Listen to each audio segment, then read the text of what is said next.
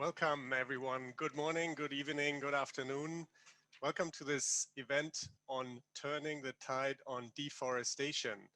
Very pleased to have you all, and to frame this event, we've prepared a little video that we will play for you now. Please, FAO colleagues.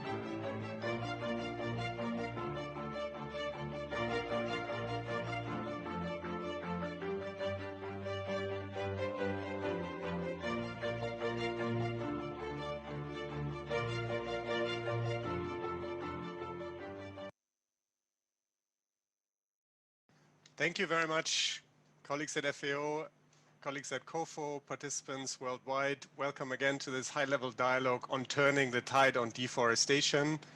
My name is Tim Christoffersen. I work at the UN Environment Program. We have a very important question to address today. As you could see in the video, everybody agrees that we need to halt and reverse deforestation. So this event is about how we do that. In particular, we have made a strong link in this event to the role of agriculture and food systems. And we have a number of objectives from this event. This event will feed into a number of FAO and other processes. You can follow this event in 6 UN languages. There's interpretation available on Zoom under the interpretation button. The objectives of this event in a nutshell are to provide strategic direction for FAO's and the UN systems work on halting deforestation and reversing deforestation across agricultural value chains and how we can also use the role of forests and stopping deforestation in tackling climate change. We would like to get out of this event guidance on how to run the 3 UN decades that we're going into or that we are in. The UN Decade of Action on Sustainable Development Goals, the UN Decade on Family Farming, and the UN Decade on Ecosystem Restoration, which is coming up. Last but not least, we want this event to provide input to 2021 major events coming up there, the UN Food Systems Summit, and of course, COP15 of the CBD and COP26 of the Climate Convention. To do this, we've put together a panel for you that is very impressive. If we can have that slide with the panelists, you will see we have leaders, thought and action leaders in this field from across countries, international organizations, the private sector, and we will hear from each one of them a perspective with a specific question on how to tackle deforestation. I will, when I introduce the speakers, forgive me for not introducing their bios, which I've all received, but they're so long and illustrious, it would take 90 minutes if we introduced everybody with their full experience. So I'll just keep to the name and title of each speaker. We have particularly one event that we would like to link to. Last week at World Forestry Week, there was an event on food systems transformation land use and deforestation. The lessons from that event have informed how we shape this event. I will briefly recap those lessons. To meet projected food demand in 2050 would require hundreds of millions of hectares of additional land unless we change the way we produce food, unless we raise productivity, change diets, reduce food loss, enhance efficiency throughout the value chains. There are some trade-offs at the country and local level for this, so we have to make sure this transition to sustainable food systems that we must undertake will not further put pressure on those living in extreme poverty, but rather help to achieve zero poverty, zero hunger, as well as tackling biodiversity loss and climate change. In particular, the food system we rely on comprises of millions of actors and an estimated 1 billion smallholder farmers. How can we bring smallholder farmers along in the transition to sustainable food systems and in the transition to halt and reverse deforestation? Without further ado, I would like to give the floor to Maria Helena Semedo, who's Deputy Director General at FAO, to open the event. Please, Ms. Semedo, the floor is yours. Thank you very much, team, and good morning, good afternoon to all. I am very pleased to be part of this event and open it on behalf of the Director General of FAO. A warm welcome to all of you, and in particularly our esteemed panelists. We have been presented by team and will be listening to them during the discussions today. Despite progress in some regions in reducing and even reversing deforestation, globally, deforestation remains a problem that we have to collectively tackle. Conversion to agriculture is one of the main causes of deforestation. It is also one of the main messages coming from COFO 2020. Trade in food and agriculture has more than doubled since 1995, with substantial growth in global agriculture value chains coming from emerging and developing countries. While this development offers opportunities in tackling poverty and hunger, it also represents an increased pressure on land and natural resources. Land conversion due to deforestation and agriculture production is responsible for approximately 23% of greenhouse gas emission. Therefore, climate goals cannot be met without halting deforestation. Stepping up action against deforestation and forest degradation is fundamental, and we need to find consensus to agree on reducing footprints of agriculture commodities. When forests are cleared and biodiversity lost, the risk of spillover of zoonotic diseases increases. To mitigate future pandemics, we must promote an ecosystem approach that preserves biodiversity, builds resilience, and leads to sustainable food systems.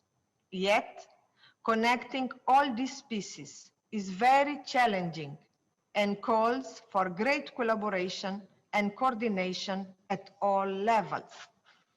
Healthy forests are essential to building back better and are essential to strengthen and extend One Health approach that works at people, animal, and environment interface.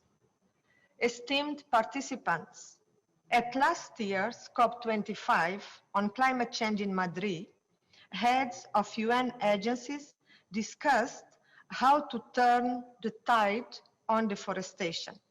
In response, FAO's Director General called for transformational change to address food security, agriculture, and forestry together, holistically. We in FAO strongly believe that agriculture sectors, including sustainable management of forests, hold the key to bringing all actors together and to addressing climate change, adaptation, mitigation, food security, and land degradation in a holistic and systemic manner.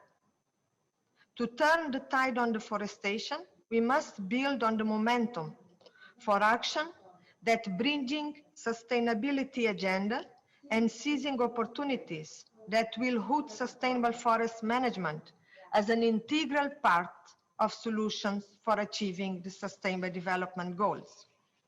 The upcoming Food Systems Summit is such an occasion to show pathways to achieve food security while protecting natural resources and halting climate change, as well the COP26 of UNFCCC and the COP13 of the CBD.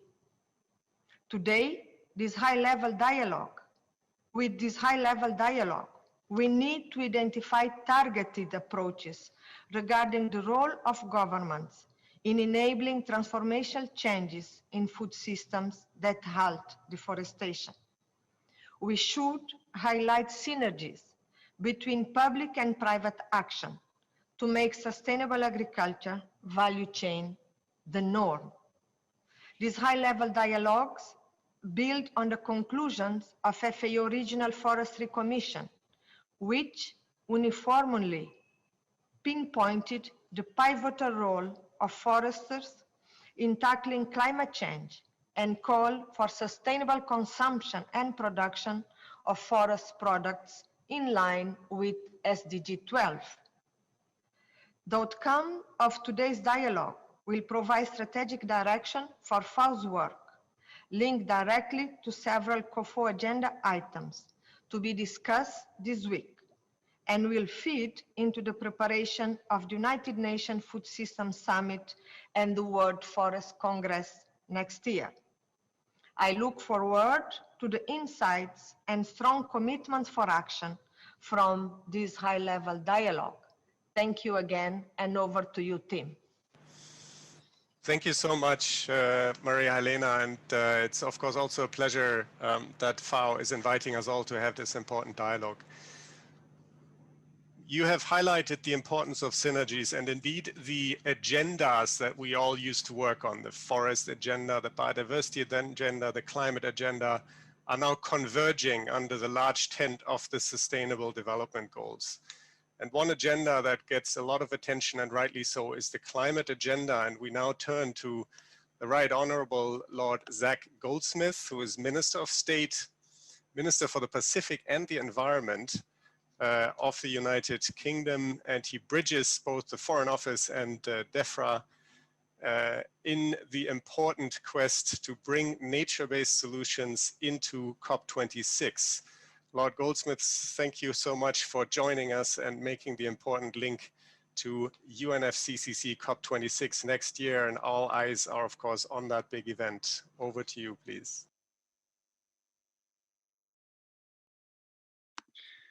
Thank you so much for those kind words. It's a real pleasure to be speaking to you today on behalf of the United Kingdom about how protecting, conserving and enhancing forests can, indeed must, be a major part of our response to the biggest challenges that we face. Last week we heard that the millionth person had died from this appalling virus. But we know that the damage goes even further than that. Not a single economy, even in those few countries that have remained largely free of the pandemic, have nevertheless avoided a battering. But unlike with previous crises, the world has not lost sight of the far greater, albeit longer term, challenges we face, like climate change and the rapacious damage that we're doing to the natural world around us. On the contrary, there is, I think, a recognition both that as we rebuild, we have an opportunity to do things better, and that the pandemic is itself likely the consequence of our abusive relationship with nature. So it's therefore a wake-up call, or should be. This month, we learnt that populations of key species have declined by more than 2/3 in my lifetime, which is a mere nanosecond in evolutionary terms.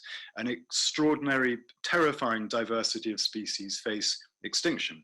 We're destroying forests at a rate of around 30 football pitches per minute, and life is being hoovered out of the ocean at a rate that has brought the world's great fisheries to the very brink of collapse. Last week, it was revealed that an astonishing 2 of every 5 species of plants are now threatened with extinction. So let me put it another way. The Earth is 4.6 billion years old. If we scale that back to 1 year, we've been around for less than 1 hour.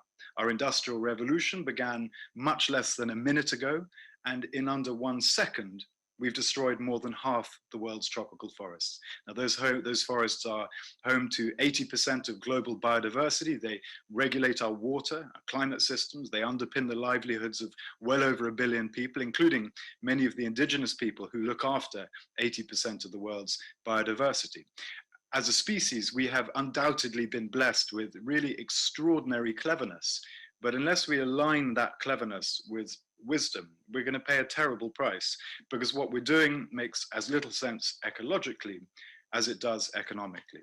Now, invariably, it's the world's poorest who suffer first and worst when the free but grossly undervalued services that nature provides begin to fail. But we all depend fundamentally on the natural world around us, and especially on forests. From Cerrado to the Cuvette Central, around 3/4 of the world's accessible fresh water originates from forest catchments. We clearly cannot survive without them.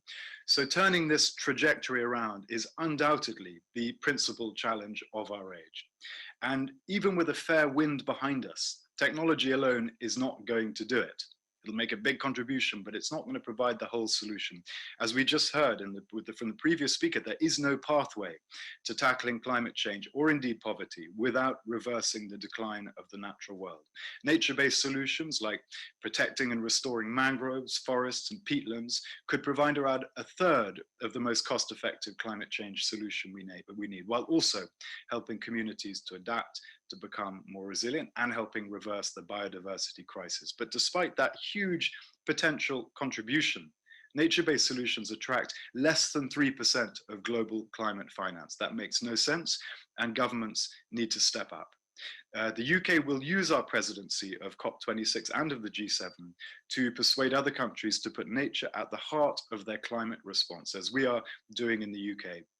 We've doubled our international climate finance, and we're significantly increasing the proportion that is spent on nature-based solutions. We're encouraging other countries to do similarly. In Madagascar, Indonesia, Latin America, and the Caribbean, we've helped protect 20,000 hectares of mangroves, blue forests that store carbon, protect coastlines and fisheries that support 100,000 people. We are developing ambitious new programs like our new £100 million Biodiverse Landscapes Fund to protect biodiversity hotspots in 5 critically important landscapes, and much, much more besides. But public money alone is not going to solve the problem. It's essential, but it's not enough. And we're going to need to escalate our efforts far beyond what governments alone can provide. And that means governments using the levers that they hold to make markets value nature and attach a cost to environmental destruction. The UK has supported collaborative efforts like the World Forestry Congress and the Committee on Forests for many years. We're working with the international partners to create a market-led task force for nature-related financial disclosures, complementing what exists already for climate and carbon, to help businesses understand and reduce environmental risk. And we're taking on the perverse incentives, public and private, that perpetuate the destruction of forests. So, for example, around the world, the top 50 food-producing countries spend around $700 billion annually on often destructive land use subsidies. Now, put that together, it's roughly 4 times all of the world's aid agency budgets combined. In the UK, we're replacing our own land use subsidies with a new system that rewards, indeed is conditional upon, good stewardship of the land. And if we can persuade others to do the same and to work with us, we have the potential to flip the market in favor of sustainability and forests. Protecting forests means using farmed land wisely, but globally more than half of agricultural land is now degraded, and the diminishing yields will hit 500 million small farms the hardest. So we're working through the Just Rural Transition to support the global shift to sustainability. And we've committed £120 million to Partnerships for Forests, working with the Tropical Forest Alliance to help the sustainable rubber and honey trade in Sumatra, for instance, support livelihoods, protect carbon-rich sinks, and save tigers and orangutans at the same time. And pilots like this show that it is possible to increase profitable production from sustainable agriculture and restore ecosystems and protect biodiversity and benefit farmers. But we need to scale up fast. Consumer preferences are also helping markets accelerate this shift, as people want to be confident that the products they buy are good for nature as well as people. But globally, agriculture causes around 80% of deforestation, much of it, as we know, for growing commodities like palm oil, soya, and cocoa. In the UK, we're conscious that our own footprint on forests extends far beyond our own shores. So we're drawing on our experience putting an Indonesian forest the size of the UK under a legal timber trade licensing system. And we're responding to the recommendations of the Independent Global Resource Initiative.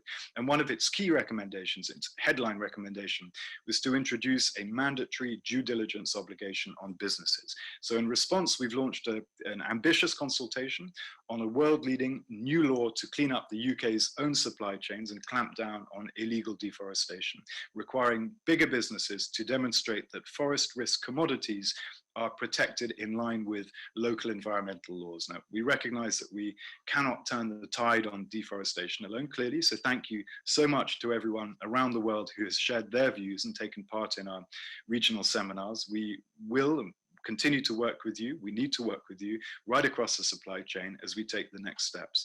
And as COP26 presidents, we're bringing key producer countries and consumer countries together around the table, north-south, east-west, so that together we can shift the global market to make forests worth more alive than dead. Now, the UK is committed to providing leadership, and we recognize that we have much more to do. We all do. But we need a whole earth effort. So we're asking governments to come to Glasgow next year with genuinely ambitious, nationally determined contributions. We're calling on businesses, investors, cities, regions, and universities to join the race to zero too. And I invite all of you to join us in that endeavor. And we're using this extended run-up to Glasgow and Kunming to build alliances of countries willing to go much further on targets to protect land and sea, on supply chains, on land use subsidies, on commitments to net zero emissions, and to dramatically increase support for nature-based solutions. So this is clearly the moment for a seismic shift. At the UN last week, the leaders of 76 nations, including the UK, signed an unprecedented, powerful commitment to taking action to reverse the decline of nature by 2030. And I'm proud that the UK was a leading voice in helping to craft that pledge. But we have a duty now to turn those undoubtedly powerful words into meaningful action. With some $12 trillion identified for the task of rebuilding our economies after coronavirus, governments now do have a choice. We can prop up the status quo, locking in decades of carbon emissions and environmental destruction, or we can turn this grim experience to something good by making sustainability and resilience the lens through which we map out our respective recoveries. And I think we have a duty to every single generation to come to profoundly reset our relationship with this, the only planet that can sustain us. So I want to thank you again for the work that you do, and thank you for inviting me along today. Thank you so much, Lord Goldsmith. And indeed, we're all with you on that important journey to COP26. And thank you also for mentioning that Kunming and COP15 happens next year as well, and drawing these links between the twin crises of biodiversity loss and climate change is indeed timely and important. And thank you also for drawing the link to COVID-19 and green recovery and the important role of governments. We have seen that governments can act quickly and decisively if science demands, and the crises of biodiversity loss and climate change are indeed crises of a magnitude that demands quick and strong actions by everybody. On the point you made about subsidies, we're of course also very happy to have the European Commissioner for Environment and the Oceans on this call, and there is a lesson I'm sure to be learned from DEFRA's lead on reforming agricultural subsidies for many other countries. We will, I'm sure, all on this call be following very closely and joining the Race to Zero, hopefully in COP26. We have next in our illustrious panel the European Commissioner for the Environment and Oceans and Fisheries, Virginijus Sinkevicius. Thank you very much for joining us. And I have two questions for you. I'll start with one that refers to what actions is the EU undertaking to address deforestation and promote a transition to sustainable food systems. Commissioner, the floor is yours, and thank you for joining us. Thank you, and good morning, everyone. Ladies and gentlemen, of course, I'm very pleased to participate in a high-level dialogue that touches on one specific issue that is particularly high on my agenda. I've been asked to explain what actions the EU is undertaking to address deforestation and to promote transition to sustainable food systems. And that's quite easy. Both actions are at the heart of the European Green Deal, and the Commission has taken several steps on them since I took office, building on the existing momentum. In fact, we have been addressing these issues since at least 2003, when the Commission adopted the EU Forest Law Enforcement Governance and Trade Action Plan. One of its pillars is the EU Timber Regulation, which prohibits the placing of legal timber on the internal market, requiring EU operators to exert due diligence in this regard. And in the more recent past, in May this year, the Commission adopted a new biodiversity strategy for 2030 and announced a legislative proposal for 2021 to promote forest-friendly imports and value chains, and to avoid or minimize the placing of products associated with deforestation or forest degradation on the EU market. It is ambitious, but it's necessary. And believe me, we are determined to use all the EU's economic weight to help protect the world's forests. And we will not shy away from proposing strong mandatory action to address the problem of deforestation. I'm not interested in solutions that look good on paper. I want to be sure that they really work on the ground. And we are looking, for example, into duplicating the successful system used by the EU to fight illegal fishing, as well as several other measures. My services are working to assess all the options. In parallel, we are conducting a fitness check of the EU rules in place to fight illegal logging and associated trade. This will provide valuable information on the functioning of the due diligence system of the EU timber regulation. But of course, that's not all. We have also established a multi-stakeholder platform on deforestation, gathering key states and stakeholders to exchange, share experience and knowledge, and help design the most effective policy proposal. We are also conducting a study on certification schemes, and we will create an EU observatory to facilitate information on global deforestation by using Earth observation and trade data. But no matter how determined we are, action by the EU alone will have a very limited impact on reducing global deforestation and forest degradation. It will be vital to get others on board and strengthen our cooperation. We must encourage consistent action to avoid the diversion of trade in commodities related to deforestation to other regions. We will also continue to engage more with the private sector and, of course, push for stronger commitments from their side on sustainable sourcing. As already announced, we will put forward a new initiative in 2021 on sustainable corporate governance. It will in particular address environmental aspects through due diligence in corporate policies. So as you can see, quite a lot is happening on our side to address the deforestation challenge. But let me now turn to our efforts to promote the transition to sustainable food systems. And the Farm to Fork strategy that the Commission adopted this spring is designed to ensure the long-term safety, sustainability, and security of the food system in the EU. It aims at nothing less than a throughout transformation of the way we produce, process, transport, market, and consume food products. A sustainable food system will protect natural capital. including the ecosystem services which make food production possible. It will also be more resilient to shocks like pandemics and better suited, of course, to ensuring food security in future emergencies.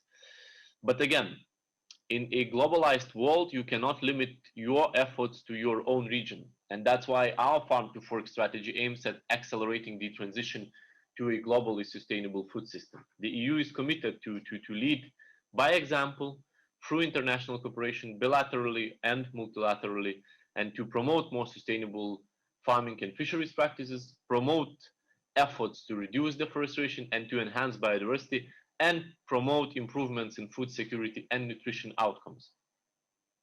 The transition to global sustainable food systems will require a collective approach and effort, and involving, of course, public authorities, I would say all actors across the food value chain, and non-governmental organizations, with consumers also playing a vital role.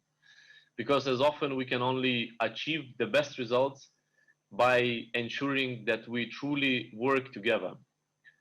I will probably stop here. Thank you very much for your attention. Thank you indeed. And since you left on the point of reaching out to the wider world, in addition to the domestic policies that have such an important influence on deforestation, in particular the footprint of the EU, maybe you can say a little bit more on how the EU is helping producer countries to fight deforestation through its external services. Sure. Thank you very much. I think it's a very important topic to cover. And here, first of all, the EU has a strong track record of supporting partner countries across a variety of forest-related objectives. Between 2014 and 2020, EU developed cooperation funding invested EU development cooperation funding invested more than 650 million euros to support forest-related programs in partner countries. In line with the FLEGT action plan, we have worked with over 20 countries to strengthen legality across the forest sector, put in place sectoral reforms, and build capacity in the private sector. The EU also cooperates with the FAO to support the implementation of the FLEGT action plan through the FAO EU FLEGT program, in accordance with its 2019 Commission communication on stepping up EU action to protect and restore the world's forests. The Commission is determined to tackle the problem of global deforestation in a comprehensive manner, but also while supporting particular initiatives to address specific problems. And there is one such initiative that I would like to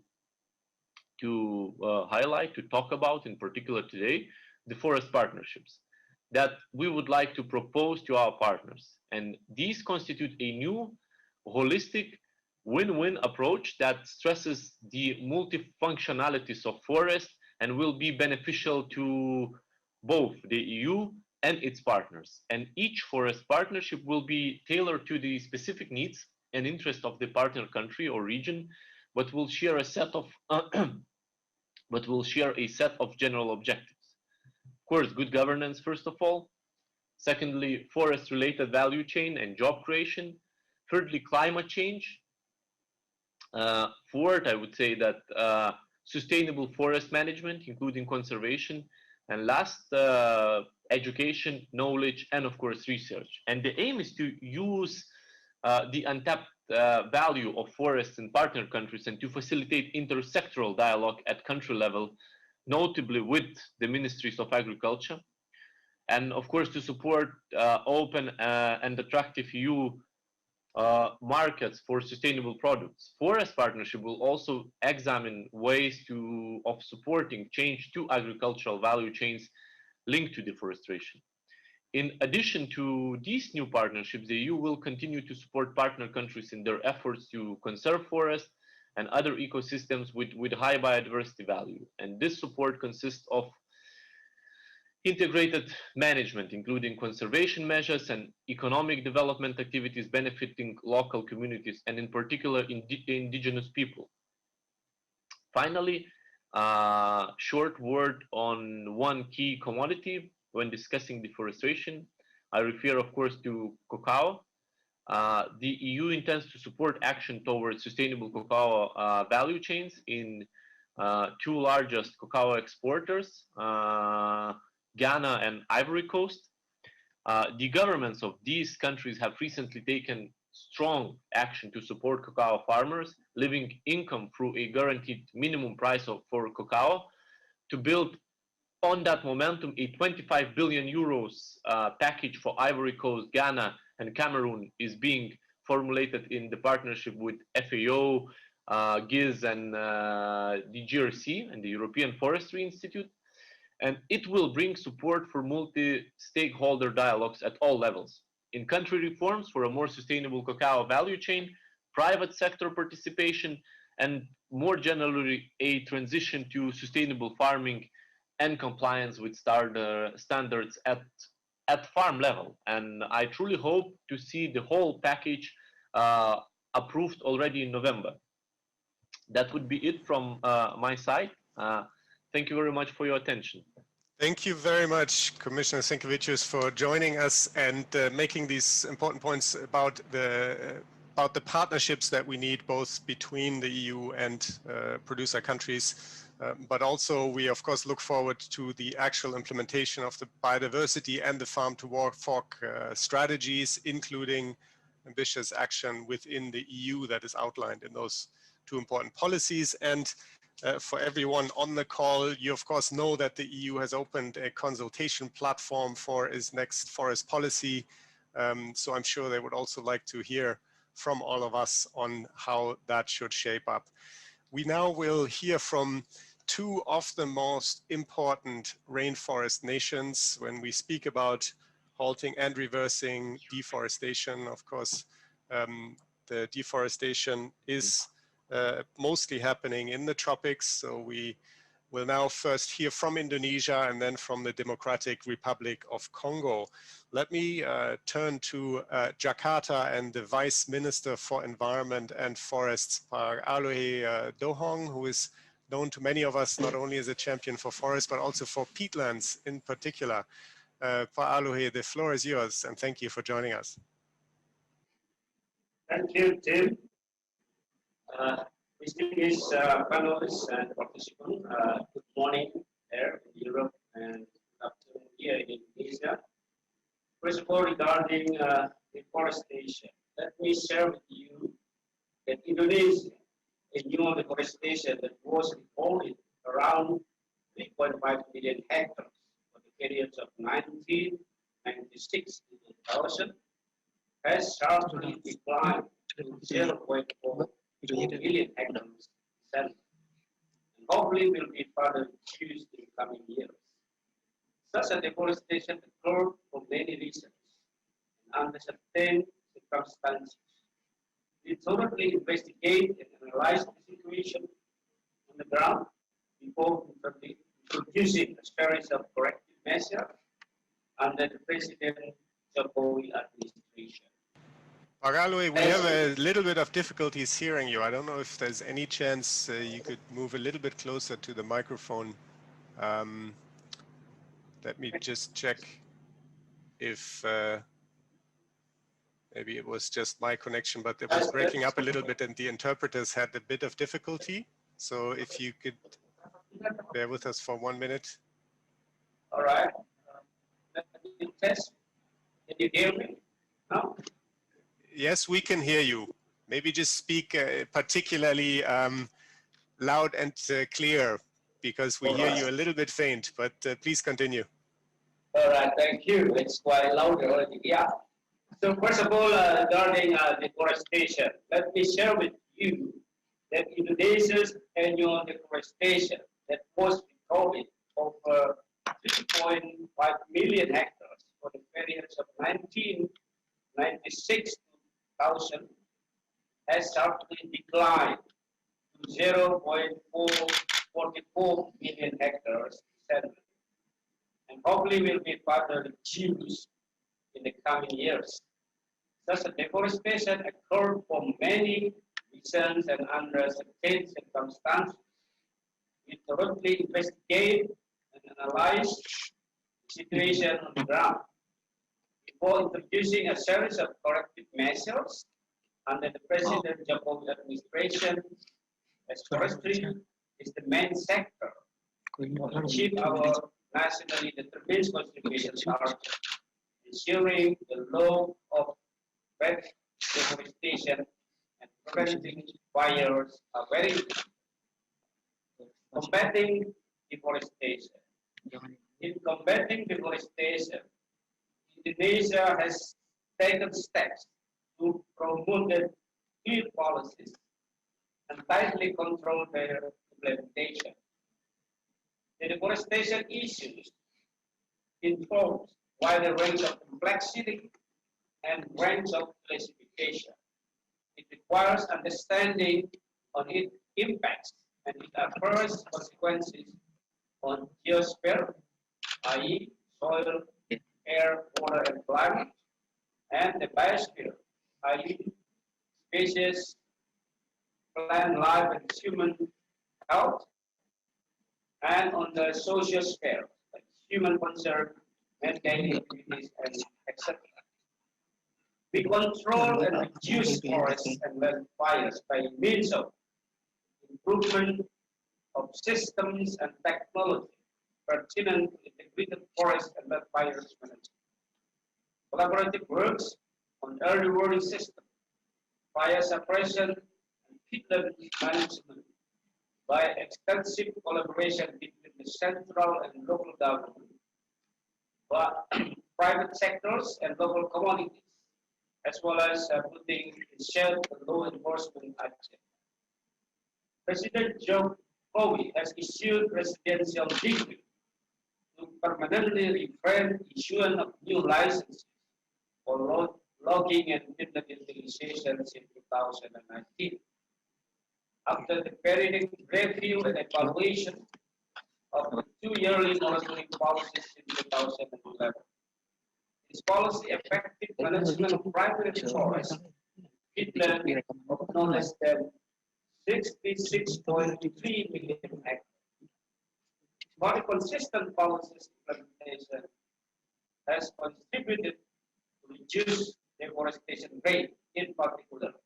Firstly, by enhancing restoration of forest landscape, social forestry, as well as improving the effectiveness of conservation management. Second, by enhancing participation of business communities in land rehabilitation, such as 102,000 hectares planted increased by business community, in addition to about 2,100 hectares planted by state budget annually. In addition, we also work on mangrove rehabilitation, covering 637 million hectares of critical mangrove out of 3.3 million hectares mangrove area.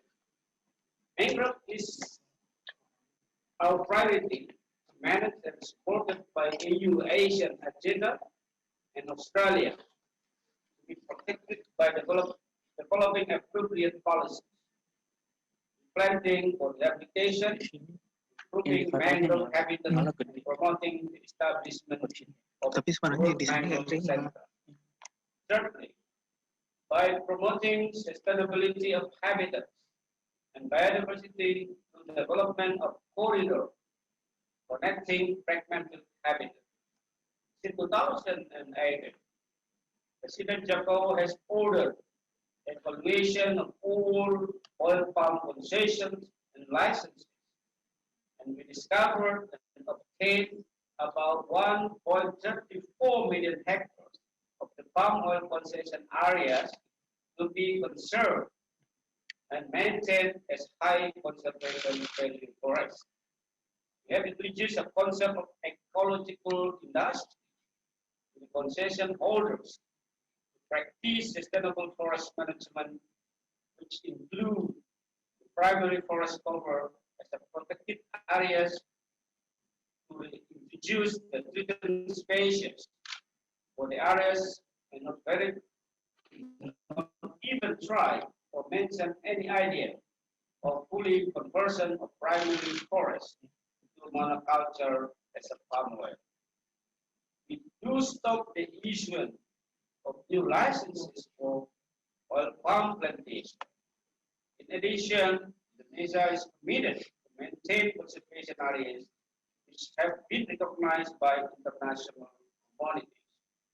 Fourthly, by protecting our forests from the illegal encroachment and continuously keeping law enforcement uphold, we are of the view that by all means we should prevent ecocide for the loss of our ecological treasures.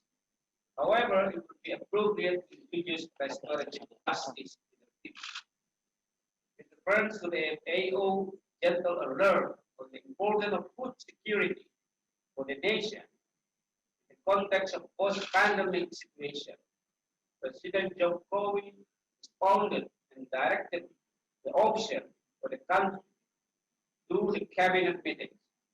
Indonesia is now considering to develop food estate to ensure its food security and sovereignty.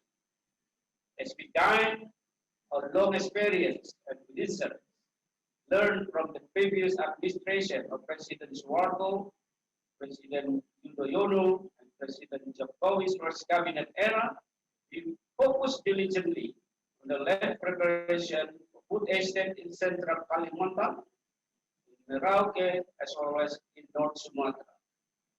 This involves in-depth knowledge of peatland ecological recovery, using new technologies such as LiDAR and artificial intelligence tools, as well as by community engagement.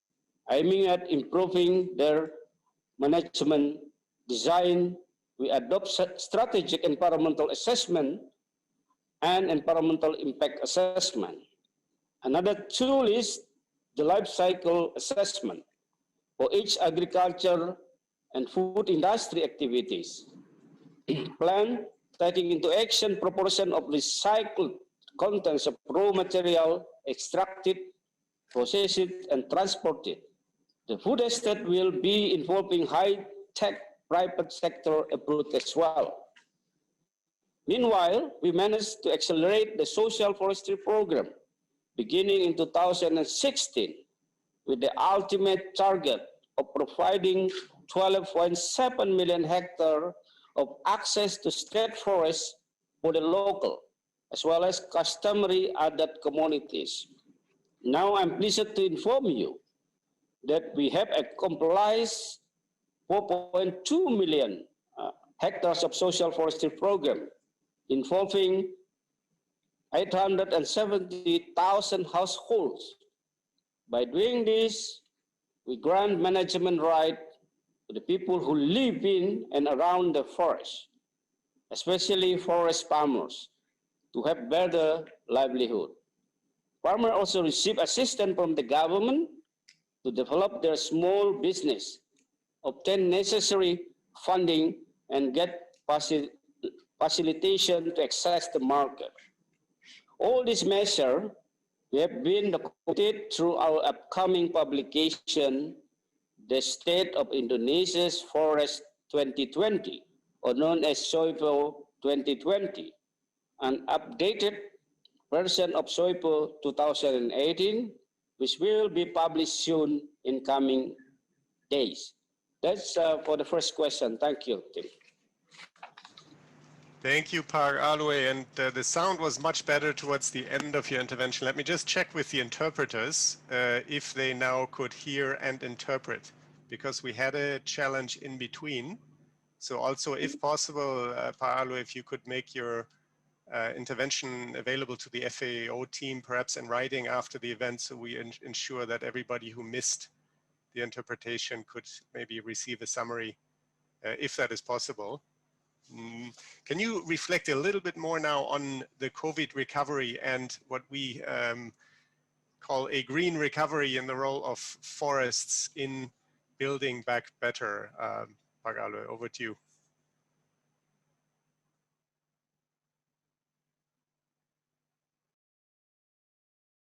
We have taken separation and mitigation of these recent outbreaks of COVID-19. President Jokowi urgently calls the cabinet to formulate the strategy and operating plans to address COVID-19 pandemic, to control the spread of the pandemic, to manage the socio-economic recovery, and for the commodity in particular, and to prevent stagnance of the production. Under the presidential decree supported by the Parliament, through the Law Number 2/2020, Indonesia sets priority to control COVID-19 pandemic and to cope with its implication in economic downturn, covering domain of health, to support the infrastructure, facility, system, support medical officers, and social safety agenda, for food subsidy for household, on electricity, labor intensive, and production support for smallholders and small-scale enterprises, on financial capital tax reduction, and finally government incentive for private corporates, particularly on taxes. Moreover, forest also has an important role in supporting efforts to address COVID-19 pandemic, such as maintaining the gross national product, relieving distress in the community. For instance, we introduced forest healing within the COVID-19 protocol on ecotourism, introduced forest healing protocol on ecotourism for limited access to our national parks, and in maintain the welfare of wildlife by supporting feed, while we also enhance forest protection by intensive patrol involving local community to prevent forest encroachment. Indonesia maintains the stability of forestry sector by ensuring the operation of forestry business through, among others, relaxing some procedure, delaying loan repayment, extending grace period, optimizing state budget, and prioritizing labor-intensive activities in forest rehabilitation. As a result, in the first quarter, forest sector was growing positively until June, but we observed a decline from July to August and rebounded from August to September. Although it's still not reaching positive growth, but the trend show an increase. Hopefully will be positive growth in October to December. With regard to the sustainability of timber trade, we are consistent in maintaining our own timber legality assurance system, or we call it SVLK, that has been internationally recognized and focusing to facilitate small and medium enterprises to comply with the system, especially in the difficult time. The forest rehabilitation program has managed to deploy labor absorption of 20 million man days for the communities surrounding the forest areas. Meanwhile, in the social forestry, we support activities of community group to rehabilitate forests for their activities in which farmers obtain wages for daily works, such as preparing seedling and planting. The government also support the social forestry group in their business operation, such as in marketing herbal products. As we have succeeded in granting 6,673 units of social forestry license, covering more than 870,746 farmer households since 2016, in which 3,350 or 50% of farmer group have produced coffee, 433 groups, honeybee 2,270 groups, agroforestry 1,692 groups, food crops 402 groups, and ecotourism 619 groups. We intensively support the social forestry program. We introduce e-learning to our forest farmer. We provide incentive which will be given to farmer group if they adopt e-learning process in their business work plan by selecting clusters of forest and food commodities. Finally, regarding the ecotourism, in many countries, ecotourism is the promising industry. Forestry sector leads, manage, and direct the development of tourism industry, such as in Indonesia.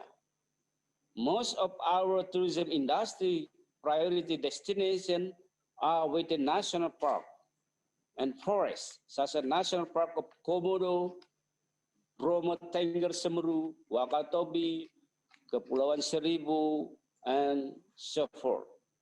Indonesia has 554 units of nature conservation spot, covering 27.4 million hectares, many of which are favorable destination for tourists.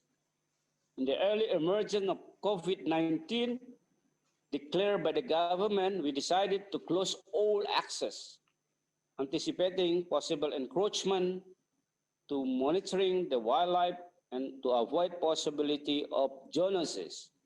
At the same time, we enhance controlling by patrol, wildlife feeding supply, and forest rehabilitation. Thank you.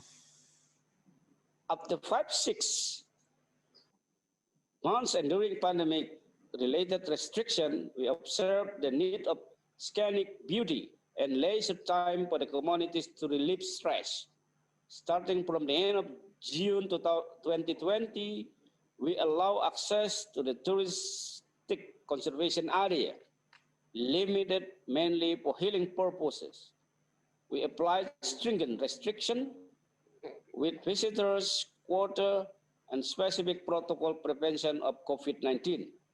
From the end of June up to September, the conservation areas open for forest healing is 61 spot with nearly 700,000 visitors. We do have daily monitoring to control and observe the dynamic situation on the ground in order to decide whether we could continue with such a forest healing as a tourism activity. Thank you so much, Pak Alue. And I think you're coming to the end of the intervention. We're running slightly over time. I just wanted to flag that there's a number of other speakers still lined up. So if you could come, I think you are almost at the end of the second question. Please go ahead. Yes, I think so. I'm in the final line of the answer, I think. Thank you, Tim. Thank you very much, Pak Alue, and to your Indonesian team as well, not only for joining us here, but for the work that Ibu Siti and you and the entire ministry is doing. As we all know, of course, Indonesia, Democratic Republic of Congo, Brazil, there are many rainforest nations with high areas of tropical forests that are the most important actors in our fight against deforestation. And as such, we're now turning to another large tropical forest country, the Democratic Republic of the Congo. And I'm very pleased that we have with us today the Vice Minister of Environment and Sustainable Development, Jean Ilunga Zaina, and she will speak in French. So for those of you who need translation in her intervention, you might need to use the translation.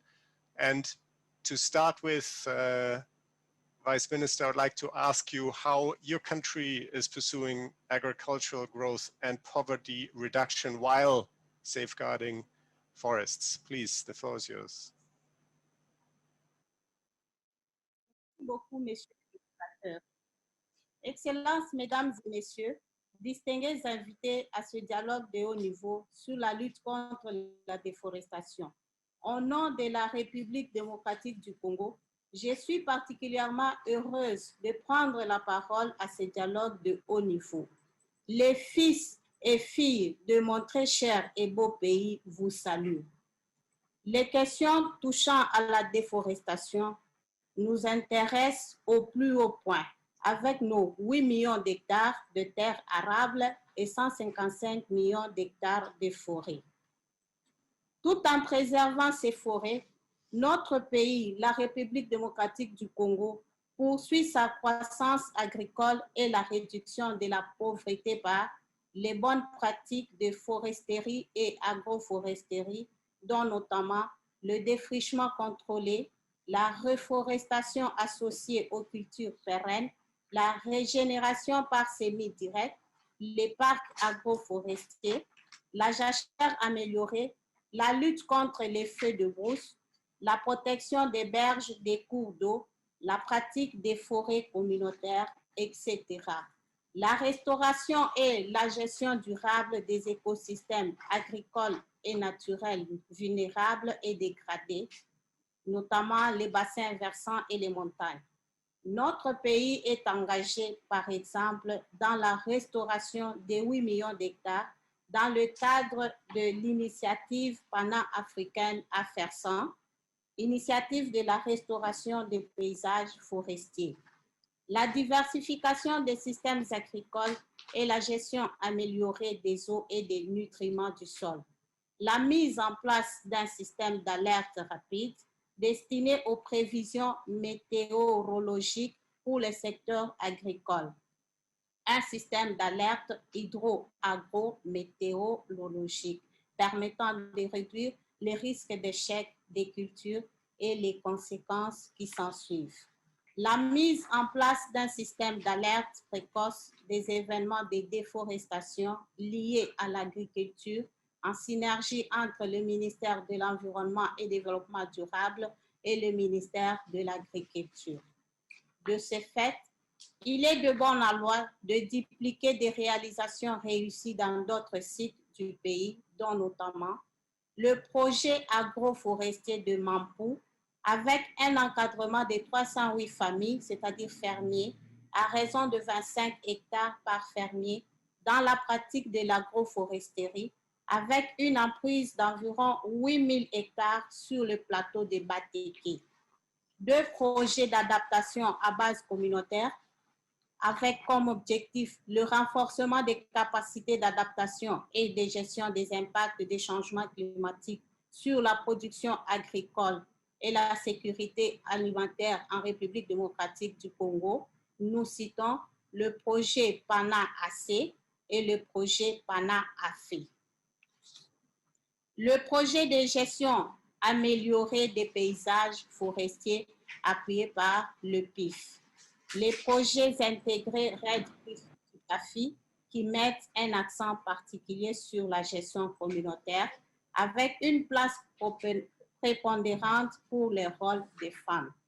Je dis et je vous remercie. Thank you very much, Vice Minister. And I'd like to ask another question related to this. How can FAO in particular support member states in establishing conditions for success in addressing deforestation in the context of climate change?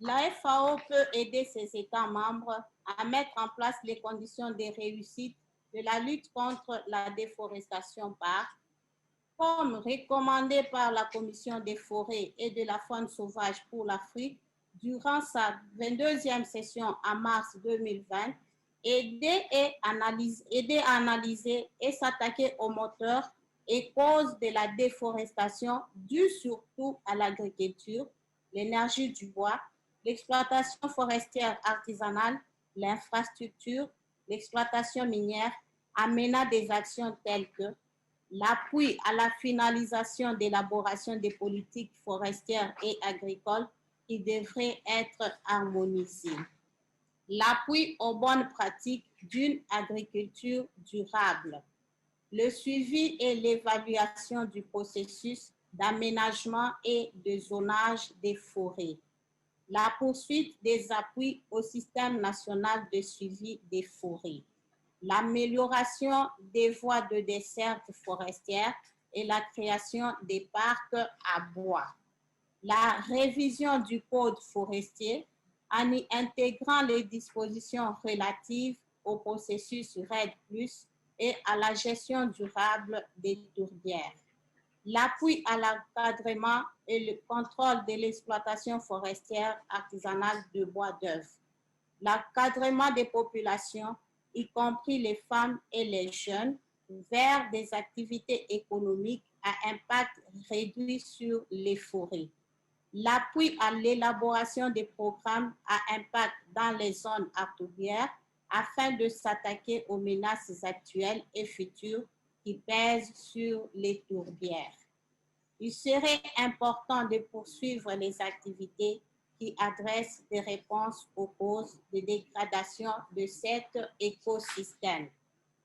L'appui au programme des jardins scolaires, 1 milliard d'arbres d'ici 2023 dans les écoles, initiative du président de la République démocratique du Congo, son Excellence M. Félix Antoine Tshisekedi Tshilombo. L'accompagnement de la femme paysanne et environnementaliste pour son implication dans la lutte contre le changement climatique et la préservation des forêts. Et bien sûr, nous apporter le soutien nécessaire dans la mobilisation des ressources en tant qu'agence accréditée du Fonds vert climat, Fonds pour l'environnement mondial et autres sources de financement. Je dis.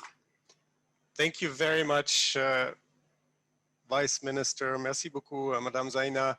And you mentioned the GCF and the GEF in your last remarks. We will hear from the GCF in a little while. Before, though, we have our next speaker making a link to civil society's role and also to the Food Systems Summit. And I'm pleased to have with us on this webinar Esther Asin, who's Director of the European Policy Office at WWF International.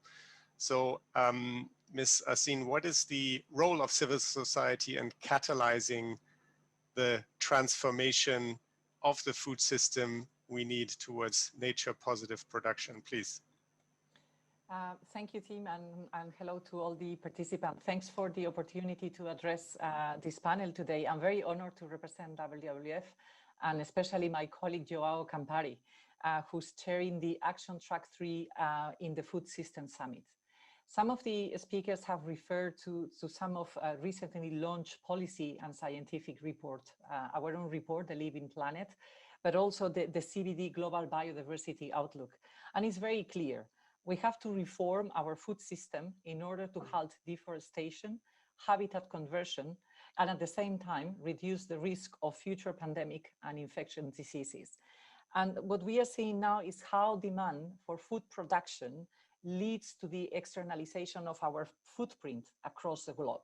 So using land outside of our borders to satisfy our consumption needs, it's coming at a terrible cost for environment and for people, through land grabbing, deforestation, and violation of human rights. So to your question, how we can shift to a nature-positive production that halts deforestation? Well, our Living Planet report 2020 shows that we could start to stabilize and reverse the loss of nature by embracing bolder and ambitious conservation efforts, and at the same time, making transformational changes in the way we produce and consume food. Such as making food production and trade more effective, reducing waste, but also shifting to more healthier diets. And it's been mentioned as well that now we have hopefully an unprecedented momentum created at the UNGA margins last week, because we saw more than 60 heads of states and governments endorse the Leaders' Pledge for Nature and committing to decisive action on nature and to protect human and planetary health. And the leaders also committed to transitions to sustainable patterns of production and consumption and sustainable food systems, including significant scale-up in nature-based solutions and ecosystem-based approach. What does it mean then for demand-side governance, for companies and for consumer? Well, for demand-side governments, we expect to see them to adopt and to enforce strong policy frameworks and legislations to eliminate deforestation and conversion from supply chains and create a consistent market for sustainable source commodities. And I was very pleased to hear Commissioner Sinkevicius to speak about a strong action that the EU is going to take, and especially the potential to have such legislation at EU level, which is emerging now with a consultation just opened. While also, and I think that's very important to stress, partnering with supply-side governments to support their transition to sustainable production and scale up the technical and financial assistance to do so. What it means for companies. Companies must eliminate deforestation and land conversion from their supply chain by making time-bound commitments measurable with credible plans to achieve it and to report transparently on them. And beyond their own supply chain, we also expect companies to advocate for deforestation and conversion-free policies, and especially to invest in the landscape they source from, and to collaborate with local platforms. All these actions need to go hand in hand with consumer actions, especially to change the way we consume the food. I mentioned before, reducing food waste, but also shifting to healthier diets, to reduce meat intake, but especially in the countries where we are having high levels of meat consumption. So what is our role then as WWF and other civil society organizations? Well, we play various roles, including through reminding and providing the scientific evidence that is needed for this transformative change, as a watchdog and tracker of the commitments made by governments and companies, as an enabler and reminder for inclusive and bottom-up approaches, and the key role that indigenous peoples and local communities play in this. And last but not least, as a strong advocate for legislative and political change. And I would like to highlight our latest campaign, Together for Forests, that we've launched together with more 100 organizations, trying to influence this future EU law that I mentioned before. Thank you. Thank you so much, and that was very clear and also gives us an indication what the Food Systems Summit can do next year by bringing all of this together.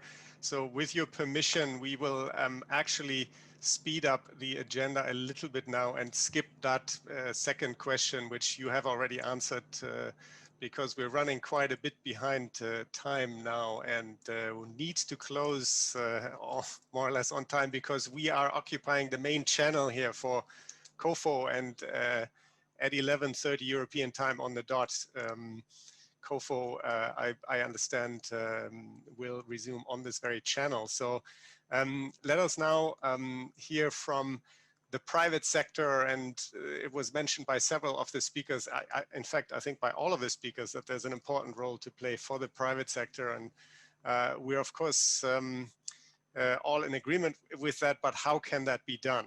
We're happy to have Justin Adams on the call, who is Executive Director of the Tropical Forest Alliance, and also one of the driving forces behind the Trillion Tree Initiative and other key nature initiatives at the World Economic Forum. Justin, how can the private sector speed up progress in stopping and reversing deforestation?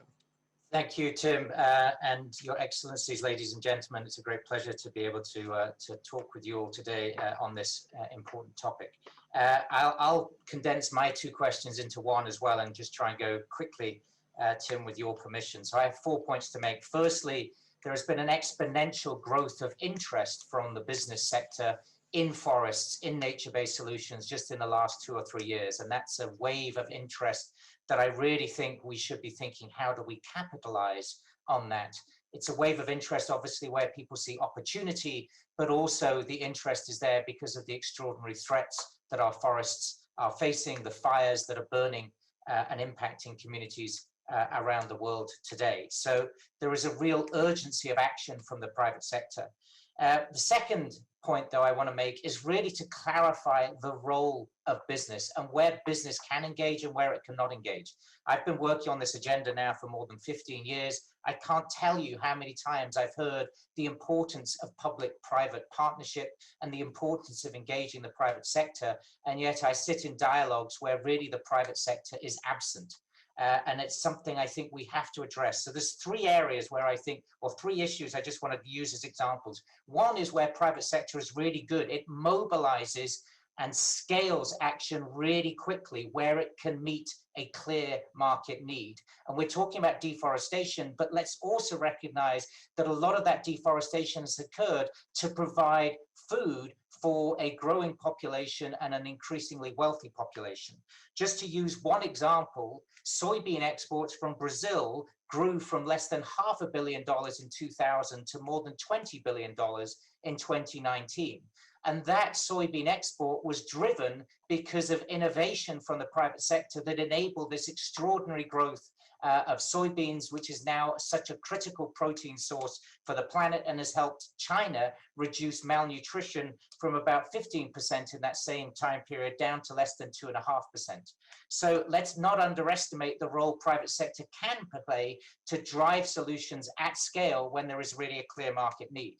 The second example, though, is where we've seen so many consumer companies and other companies from food through to the tire sector make commitments about how they can reduce deforestation from their supply chains to deliver the public good that we are here talking about. And despite investment of, in some cases, tens and in a few cases, even hundreds of millions of dollars to clean up supply chains, we have not seen the dramatic reduction in deforestation overall because the issues that we're talking about are actually significantly more complex than any single company and any single supply chain can address on their own. Just today, Mars and Company, the big chocolate and pet food company, announced that all of its palm oil is deforestation free. But it also acknowledges how little has been done in terms of the broader production landscapes in which it works, and therefore is calling for more collective action about how we can address these issues in key forest landscapes. So the third example is an example of actually where private sector is managing concessions. And in the forestry community, that is a lot of how forests are managed around the world, but also how tree crops are managed. We heard from the Vice President of Indonesia, Pak Alue, of the progress Indonesia has made in driving down deforestation. A lot of that has been enabled by the strong government action under President Jokowi, and for the last 3 years, we've seen record reduction in deforestation in the country. But it's also been enabled because big forest and agricultural companies have driven deforestation out of their own concessions. So whether it's the palm sector, whether it's the rubber sector, or whether it's the pulp and paper sector, Indonesia has great examples of actually where large companies, under pressure and in partnership with environmental activists, but also civil society and private sector upstream or downstream of those companies, have really made great strides in driving down deforestation. So how can we work with those forestry concessions and those larger companies to create the dynamics that we need to drive large-scale change in these landscapes? We have examples, but too often we're not even joining the dots between the forestry sector and the agriculture sector when we talk about this issue. So the third point that I make overall is the importance of collective action. We cannot achieve this with private sector on its own any more than the government or international organizations can achieve the changes and the type of systemic change that is needed to move things forward. And the Tropical Forest Alliance exists hosted by the World Economic Forum as a partnership between government and business and civil society for how we can drive those changes. It's only if we unlock that collective action that we can achieve it. So my final fourth point is to the role that governments and the role that many of you can play to actually enable business to invest in this type of way into the landscapes that we so desperately need. And I have 5 recommendations. Firstly, we have to have integrated plans for landscapes. We have to have plans that talk about food and fiber production, that are driving food security up, that are driving rural employment up, but are also protecting the environment. We have to be linking solutions that link goals 1, 2, 3, 8, 12, 13, 15 together if we're going to find the solutions that we need. And that can only come from governments taking a lead in creating integrated plans that then lay out where and how private sector can play a part. Secondly, we know private sector will only invest at scale if you have the right enabling conditions, and you don't need me to talk about the importance of clear land tenure and the importance of good governance to actually bring the investment that we surely need. The third point, though, the third recommendation, let's think how we can enable markets, because with markets we'll drive private sector action. And that's markets both for the food that we need and the undoubted potential of things like agroforestry systems, but we need markets for the products that farmers and smallholders would produce that actually can enable that. We again heard some really wonderful examples from both DRC and Indonesia of how that's happening. But we also need markets for environmental services. And there is so much money that is waiting there from private sector to invest into carbon as an opportunity, because a lot of the interest is there because of companies' interest in how they can meet what are now called net zero goals around climate. So let's really think, and I would urge countries to be thinking, what can you do at a national level? We have great examples from countries like Colombia, from Costa Rica, where markets have been created for ecosystem service payment that provide an opportunity for scaling the types of solutions we need. The fourth recommendation is to build on this example of forest concessions. And what would it look like to think about landscape management companies that have the genuine interest of thinking about delivering the integrated landscape management plan that I talked about as the first recommendation? I do not believe they could exist as private companies alone. I think we have to be innovating and thinking about what type of public-private organizations could deliver on the many goals and the many trade-offs that need to be balanced to drive this forward. And the final point is we have to tap into the finance sector. There are literally trillions of dollars sitting with investors today looking for how they can invest into activities that drive positive change for both the planet as well as the economy. As we build back from COVID, that money is becoming ever more impatient to find the solutions that today do not exist. So if we can address some of the recommendations I talked about above, I think we can unleash a wave of money that can drive the green recovery that we want to see. And again, that wave of money will have to be both public and private money, will have to be blended finance. But now is the opportunity as we head into the UN decade that Tim talked about at the beginning. Now is our opportunity to do that together. And the World Economic Forum is delighted to partner with all of you to look at how we can bring the private sector in a really powerful way to the transitions we so urgently need. Thank you so much. Thank you, Justin, for making clear that we have to shift from agreeing what to do to doing what has been agreed. And thank you for your great energy, as always. When we think of people who take this from agreeing what to do to doing what has been agreed, the WEF team is always on that list of teams promoting that. Thank you for that loud and clear message. We now move to the GCF, and Jerry Velasquez is Director of Mitigation and Adaptation. The GCF has also already been mentioned a few times, and what we're interested in particular, which does not come as a surprise to you, is how the funding that the GCF can provide can shift the needle on deforestation. As with the other speakers, we'll have to fold your intervention into one question because we're running now quite a bit over time. So if you could focus on how climate finance can halt deforestation, please, the floor is yours. Thank you very much, Tim. And thank you for giving the GCF this opportunity. I think that there is a very good opportunity to, number one, to look at nature-based solution in the context of a post-pandemic world as part of the recovery processes. It's not just buildings and energy that's important. I think work in relation to avoiding deforestation is a very big opportunity for us to look into. And there are resources that are available, in particular from the GCF, to do this. We have had projects that most recently in our board meeting in August and upcoming board meeting in November.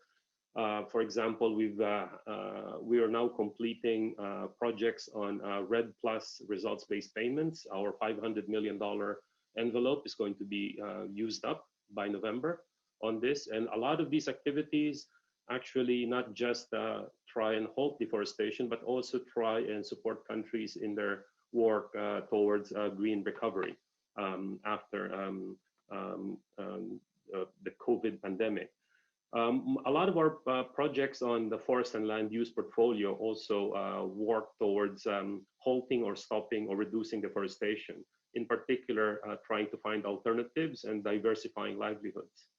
We are also now designing the next step towards our results-based payments. As I've noted, we are just going to complete our $500 million envelope by November, and we are at this stage designing with our board the next phase for this. And one of our goals is to actually engage the private sector. It's very interesting that we need to engage the private sector because leveraging is quite important, and for results-based payment in particular. So that's one of the areas that we're looking into.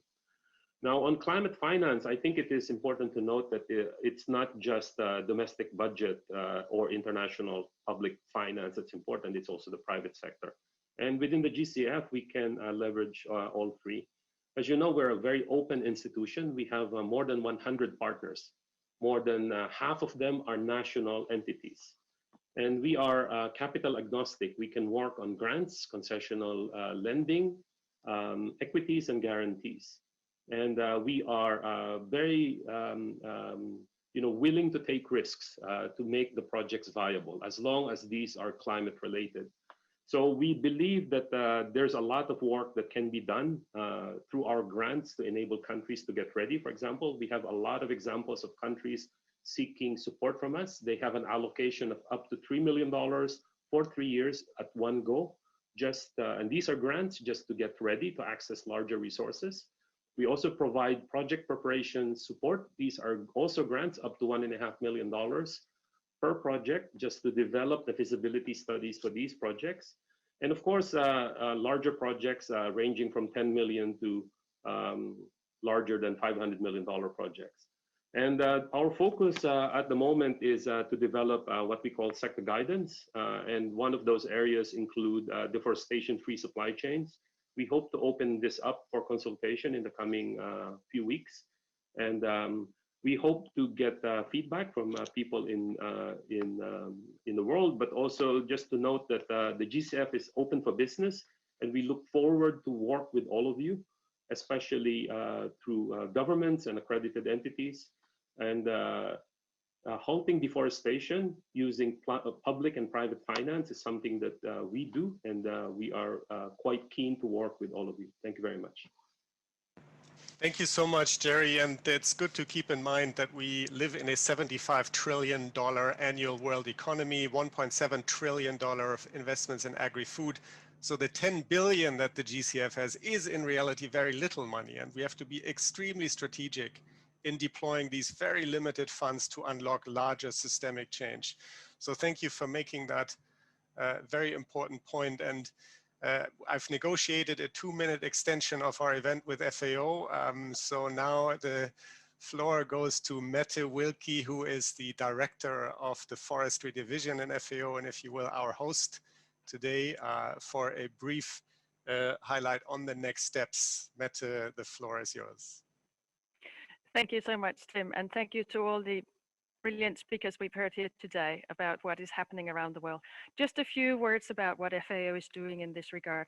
As you heard from Tim, we together with UNEP are trying to help build a UN-wide initiative on turning the tide on deforestation under the leadership of the UN Secretary General. We have also over the past 10 years worked together with UNEP and UNDP in the UN REDD program, a partnership that are supporting over 60 countries across the world to halt deforestation. And as you heard in the intervention from the EU, we have a collaborative program on forest law enforcement, governance, and trade. We're also beginning to try and see how we can consolidate collaboration across the agricultural sectors in FAO to strengthen the food systems approach towards transforming these food systems to feed the planet without deforestation. We continue to support countries on prevention of forest fires and addressing forest pests and diseases. We didn't hear much about that today, but that's certainly an aspect as well related to degradation and eventually in some cases to deforestation as well. We're stepping up our liaison with the private sector in support of deforestation-free commodities and inclusive and sustainable value chains in both agriculture and forestry. And it's very positive to hear about the success stories in some of these value chains already. We are providing support to countries to help access international climate finance, including results-based payments. And I think we've got quite a good track record on that. And as you heard, of course, we are involved in the implementation of 3 UN decades, the Decade on Action on Sustainable Development Goals, the UN Decade on Family Farming, and the UN Decade on Ecosystem Restoration, which aims not only to restore, but also to prevent, halt, and reverse the degradation of ecosystems worldwide. And of course, providing input to the food summits, system summits next year.